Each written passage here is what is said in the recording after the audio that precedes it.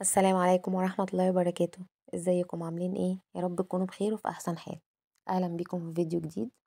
اللهم صل وسلم وبارك على سيدنا محمد وعلى اله وصحبه اجمعين. لايك للفيديو بقى واشتراك في القناة ونفعل الجرس عشان يوصل لنا كل جديد. تعالوا اقول لكم النهاردة على اسهل واسرع طريقة ممكن نعمل بيها اي حاجة حلوة في اقل من دقيقة كده واحنا واقفين في المطبخ، ومش هتاخد وقت كتير.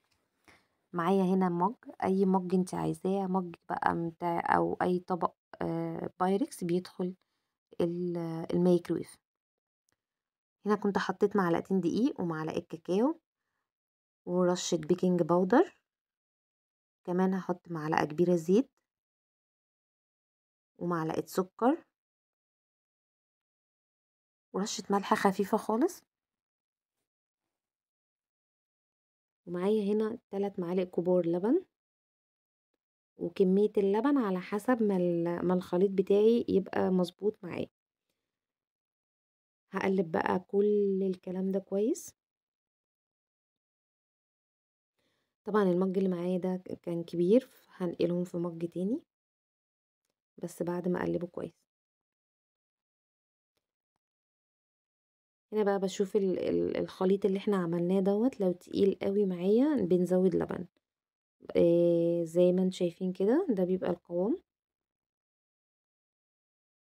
هجيب بقى اي نوع شوكولاتة عندي، انا عندي شوكولاتة سبريد او اللي هي الشوكولاتة اللي هي بتاعت السندوتشات. هبدأ بقى اخد معلقة من الشوكولاتة واحطها في نص الخليط. انا هنا زي ما قلت لكم هنقله في مج تاني لان المج ده طلع كبير، وكمان هحطه في المج الازازة علشان شكل الكيك بتاعي يبان.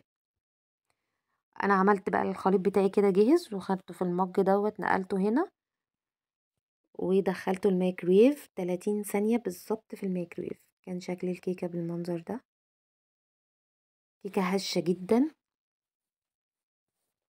الشوكولاتة سايحة كمان جواها، عاملة زي المولتن كيك بالظبط. اديتها بقى رشة من السكر البودر كده من على الوش، وبألف هنا. باي باي.